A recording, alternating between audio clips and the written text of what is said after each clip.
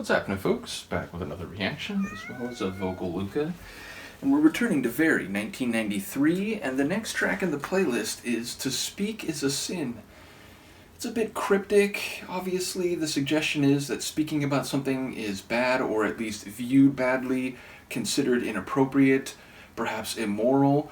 I feel like there's likely to be an irony to that, or an underbelly to that, or a inverted perspective from a potential narrator, the idea that it's not fair that they're unallowed or disallowed to speak out, the idea that speaking against orthodoxy or against popular dogma is seen as a negative action, even if on a true or more human level, speaking out is exactly what you should do. Now, speaking isn't necessarily speaking out as in trying to make the public or many other people aware of a given perspective. You could just be speaking to another person, and maybe the context of speaking to another person is what's seen as problematic or undesirable. So yeah, given that a lot of their songs comment on social issues, cultural issues, I wouldn't be surprised if there's something to that here. Let's see what I can pick up on a first listen. This is Pet Shop Boys. The track is To Speak is a Sin from the 1993 album Very.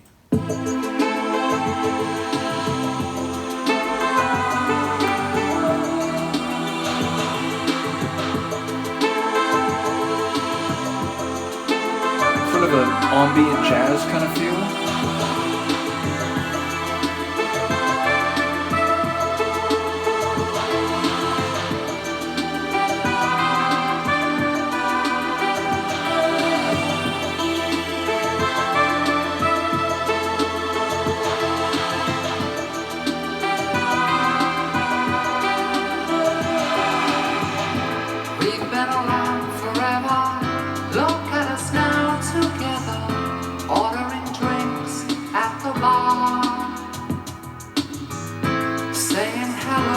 Man friends, smiling across at friends, ordering drinks at the bar.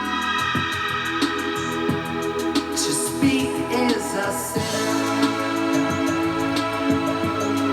You look first, then stare, and once in a while, a smile if you dare.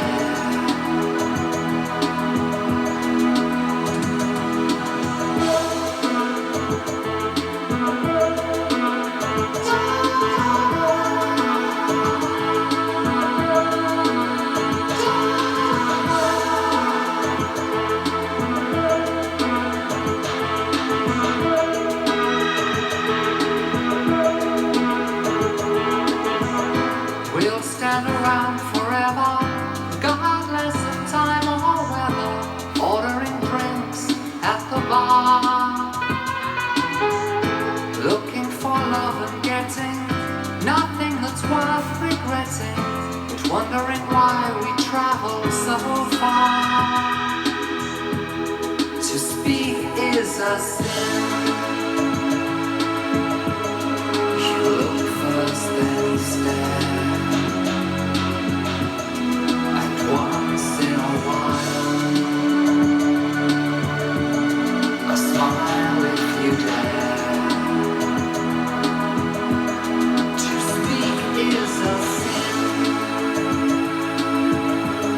You better beware. But once in a while, smile.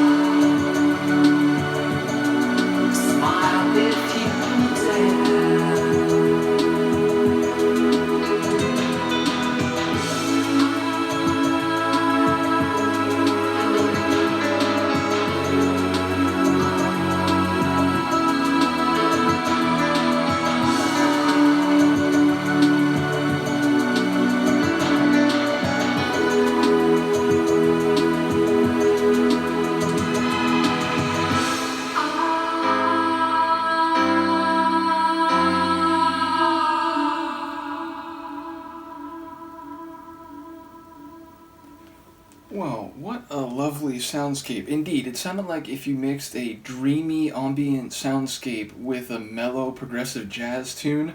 I don't know whether the brass sections, those little brass touches along the way, were actual brass or like keyboard brass. I'm thinking maybe more likely the latter. But we had string synths, which seems to be a very common feature in a lot of their tunes. Ultimately, Neil's dreamy vocals, which I feel like a lot of his vocals are in that direction, this sort of smooth and dreamy sort of sound. Even though, again, I know some people regard his voice as being a bit nasally, but I feel like his dreamy vocals are present in a lot of their tracks, but this one it felt very at home, very much in the center of other similar sound types. Lyrically, I'm a bit unsure. I thought in advance, I didn't mention it specifically when I was talking about like social or cultural issues, but I was thinking maybe the idea of gay men talking to each other was formerly seen as something that, would be a sin. Even just the whispering of such an idea was regarded as, culturally or indeed religiously as a sin. And at the beginning of the track, I thought maybe, like, look how far we've come. We're at a bar here talking to each other, flirting with other guys, trying to find a connection, trying to find love, and even maybe if we don't find that, what was the line? Like, we're going to experience, like, nothing that we'll regret. So even if it's not a full love that lasts forever, maybe we'll find some sort of intimacy and connection. But as the song went on, I was less convinced about that interpretation. I was thinking it might be more about, like, this isn't the place to have long-winded digressions and, try to talk your way into someone's affection. This is a place where you see someone, you stare, you get, sort of locked onto them in a visual sense, and maybe you smile if you're feeling it and so on, and it's, let's not make more of this than needs be. Let's keep it on a sort of instinctual or visceral level where it's, you see what you like, you want something you like, you go for it, and you don't need to overcomplicate it with words. And maybe in that respect, to speak is to, to do the wrong thing here, to take the wrong approach to what this place is and what we do here, looking down at friends of friends and, ooh, he looks nice and so on. So, yeah, I wouldn't be surprised if there is something to the first thought I had of the track, but as it went on, I became less convinced in that and thinking more it's about the venue and maybe what happens here and what's considered appropriate here or the best way to exist in this space.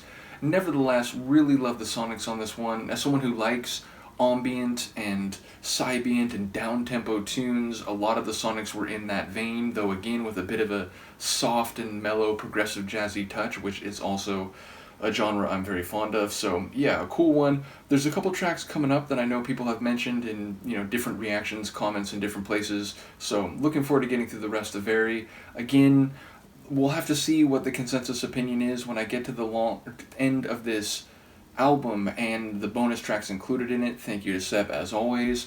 We'll see if again the consensus is, oh, you should jump ahead to Nonetheless now, or if it's still, let's stay in chronological mode and whatever. I'm amenable to either idea, but given that I have the physical release for Nonetheless, I have been sort of looking at it and eyeing it and, wanting to experience it before it's too far past in the current zeitgeist or whatever. So ultimately, I'm looking forward to more PSB no matter what. Let me know what you think of this one, and I will see you next time. Peace.